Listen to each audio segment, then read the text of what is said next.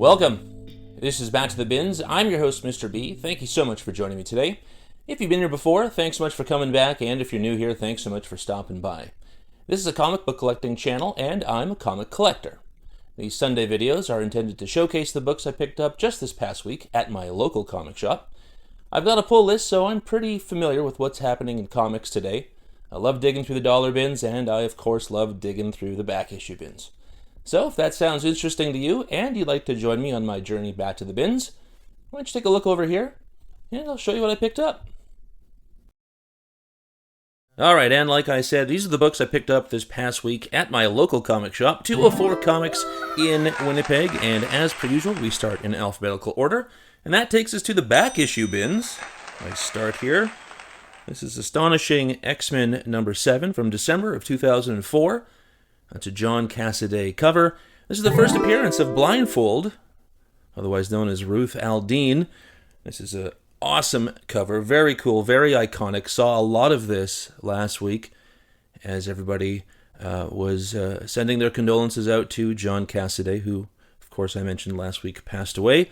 I'm looking forward to collecting these. I figured I should check the back issue bins at the LCS, and of course there was a bunch there. Just grabbed a couple, or actually just grabbed this one this time. But there was more in the bins, and I'll definitely be back as I try to find those early issues so that I can start from the beginning. I'll probably read the ones that I have right now, just out of curiosity. Never heard of Astonishing X-Men before last week. Alright, now moving along to this week's pulls. We've got, for the covers, Catwoman, number 68. This is a David Nakayama cover, as if you couldn't tell. This is the final issue for Teenie Howard, who's been writing this book. Yeah, I'm collecting the covers, really love the covers. I love David Nakayama's work. I figured, given this being his last cover for Catwoman and Teenie Howard's last, I should probably just get the A cover. I usually get the variants. But I love this. I love the way he can get that sort of synthetic, plasticky leather look. I really do love that. And as per usual, there was a nice variant cover we have right here. Catwoman, number 68. This is the Nicola Scott Artist Spotlight cardstock variant. By the way, this is the first appearance of Ptah, P-T-A-H, from Earth Zero. I'm not entirely sure who that is, as I'm not reading this title, just collecting the covers. Now that there's a shift in writing and everything else, I'm going to still collect this because the covers coming down the pipeline are really fantastic. And as a cover collector, I really love how Catwoman is often represented on covers. They draw her so well. I love that. All right, moving over to the indies. We got Destro, number 4. This, of course, from Image on the whole Energon universe thing. This is an Andre Bressan cover, and I wasn't really happy with any of the covers this week. And as I get a closer look, I'm just kind of...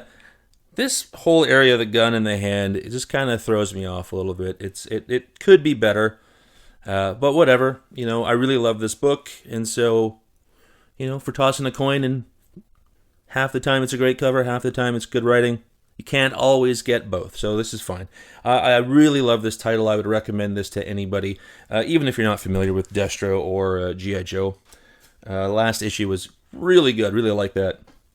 And back over to the dollar bins. Oh yeah, right here. We got Excalibur number 100 from June of 1996. That's a Carlos Pacheco cover. And yes, issue 100, it's a milestone issue. There's really no keys in this run of Excalibur. It's just so easy to find. You can basically get it out of the dollar bins. So if you're looking for a little mutant adventure time on the cheap, Excalibur is probably one of the easiest to get and cheapest to collect. So that's what I've been doing. I found a really nice copy of number 1 last year in the dollar bin, so I just thought, let's just keep trying. So here we are, number 100. I think I have about 76 issues right now, and I think it ran, I forget, is it maybe 130 something? Not entirely sure. Oh yeah, then we got this back on the pull list. Seems like it was a long time ago that issue 1 came out. This is Gatchaman Galactor number 2. That's a Catherine Lobo cover, also doing the interiors.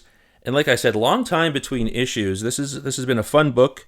or the first issue was fun. I kind of enjoyed it. Was really hoping that some momentum would be in the mix because I think it needs it. But the time between issues is kind of destroying that. But these covers kill me, and I'm legitimately interested in this title. I don't know a lot about this kind of stuff, and so this seemed like a fun title for me. Look at this cover. It's absolutely beautiful. All right. And again, here we go. From the pull list, we got Guilt Frame, number 2 with an absolutely stellar cover. That's Matt Kindt doing the cover. He's also doing it with his mom, Margie Kraft Kindt, who is writing this with him. The first issue was pretty cool. It took me 2 sittings to read through as I was just not that interested in the first half. I was not in the mood. I think that was the biggest issue. And then second half kind of picked up a little bit for me. I got more interested in it. Art is quite interesting. The covers are great. The format's cool. So I'm going to stick with this. I don't know how many issues. I shouldn't say that. I actually think it's 3 issues and then we're done. So I'm just about finished here. I'll read this. I'll read the next one, and then, who knows? Neat idea. And that cover's beautiful. All right, then this week as well, another thick book here from Boom Studios. We got The Graveyard Club number 1. That's an A.L. Kaplan variant cover. Of course, got some R.L. Stine right there. So I'm not that familiar with R.L. Stine. I'm a little bit too old to have read Goosebumps, but I'm familiar enough with it. Looking forward to reading this. There's been a lot of horror, scary stories, spooky stories out this past year and a half, probably. Really making a comeback, and I like anytime, especially Boom, I like anytime somebody's going to try something like this. This is perfect content for comics. Oh yeah, then we got this. Another beautiful cover from this title. This is Huge Detective number 2, Marcello Costa on the variant. Issue 1 I just read last night. Very interesting, very cool premise of giant people emerging from the depths. Seemingly had been here for a long time. And how they integrate into society. And one of them is helping a detective solve a murder. Because they've got enhanced scent. There's a lot going on that ties into the huge people. Pretty cool. I love the premise. Little noir-ish, and that cover just kills me, as did issue 1's cover. So just going to keep running with this. Pretty cool stuff. Again, moving along from the pull list, we got Kosher Mafia number 2. Now that is a heck of a cover. Sammy Cavella doing the cover. Fun first issue for me. I really enjoyed that. Some cool mob stuff, the late 1930s. Issue number 2, hopefully he's going to pay off as well. I forget how many issues this is running. This is a limited series. I actually really liked the first issue. Mad Cave seems to do some pretty cool stuff. I like that they're taking chances, and this is what I always say about independent comic publishers. They can do cool stuff because they always want to try something. Love it. Here we go to the back issue bins. Look at that. That's gorgeous. I just really love this cover. I was just digging around just for fun, and this popped up in the Peter Parker, the Spectacular Spider-Man bin. This is issue number 79 from June of 1983. That's an Al Milgrom cover. That's pretty much a negative space variant, or a negative space cover, if you ask me. And the cool thing is that this is a 75-cent Canadian variant, as I am from Canada. I love that's a newsstand as well.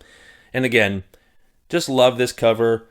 Fights Dr. Octopus. I got my Dr. Octopus shirt on today just for this. Really cool. Love this. Just collecting the cool covers from that run. Not too interested in getting the whole series or anything. Back into the dollar bins. They were really good to me this week. I really went for it. Here we've got Sergeant Rock number 340 from May of 1980. It's a Joe Kubert cover, folks. One of the greats.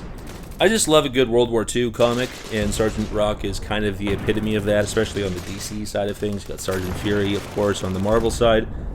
Just iconic, and anytime I can find these in the dollar bins, I'll take it. Especially when I can find another one that looks cool. Here we have Sergeant Rock number 352 from May of 1981. exactly 12 issues later.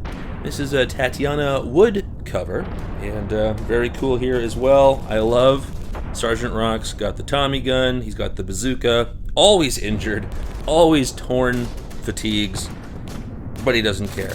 He goes hard. I love it. Buy me some time. Should buy you a new uniform. Alright, then going into the pull list this week, beautiful cover. This is Thundercats Cheetara number 3. That's a Leslie Lyrics Lee cover. This is a better book than Thundercats, folks. I have enjoyed this so far. Great covers, great content, artwork's been great. I like this a lot. Cheetara is a character that I always liked in Thundercats, but never thought I'd enjoy a comic book strictly about her, but I am loving it. And I don't know if there's an artist who has been doing every single cover, but this is a title that I've really enjoyed, just getting a lot of variety in cover artists. A great book, great illustrations. Yeah, love that. Back over to Marvel on the pull list. One of my favorite books right now, too. Ultimate X-Men number 7. This is the Peach Momoko variant.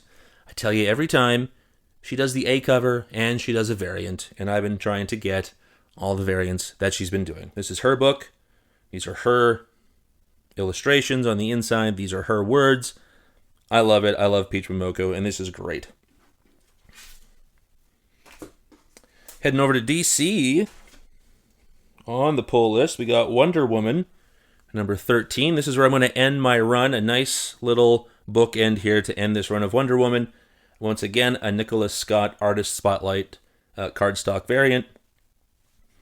Many iterations here of Wonder Woman. Fantastic covers. I think I'll probably have to showcase the Wonder Woman covers I picked up over the last 13 issues because they've been some of the best. I really have loved getting these covers, and I think I'll eventually start reading this title. Alright, then back over to the dollar bins. We got this one. Could hardly find any information on it at all. I had to dig into the book itself, but this is World at War, Charlton Comics, issue number 45 from June of 1984. I say this all the time as well. These Charlton War books don't look like they came from the 80s or 70s. They look like they came straight out of the war. So not 84, but 44, more like it. Again, I love a good World War II comic. Charlton, little flying under the radar for people who want World War II type comics. I think people are catching on that Charlton also did some cool horror stuff and even Western stuff. People know about the World War II stuff, but I'm able to find quite a bit of them, and that makes me happy, especially when they're in the dollar bins. I don't really care about condition, because like I said, they still look like they came out of the war. And lastly, folks, here's a good one. This is X-Men number 4. We got a beautiful Chris Samney Godzilla variant. Now, the thing is that I'm not collecting this title. And as a cover collector, it's not out of the ordinary for me to just grab a cover that I like. But I actually thought this was the Uncanny X-Men, the newest iteration of that. Turns out it's not. I got excited because I was like, woo, a Chris Samney cover on Uncanny X-Men with Cyclops doing the rays alongside Godzilla, basically doing the same thing. I was like, I have to have this. After I pulled it and the FOC had expired, I was like, oh, that's not even Uncanny. But I thought, it doesn't matter, because this is an absolutely awesome cover. I think this is just fantastic. So, glad to have it. It'll be maybe something that I'd actually want to grade. You know, I think that would look cool. Slab. Whoa. Anyway, that's everything, folks. So, hopefully you enjoyed that. And how about we get back to the real world, shall we? Well, that was a great stack of books, and hopefully you enjoyed what you saw. If you did, why don't you like, comment, and subscribe? It really helps to build the channel, and I'd love to develop a community of people who just really love comics. Let's get that algorithm working for us, folks. Thank you so much for joining me today. We'll see you next time, and until then, remember, comics are good.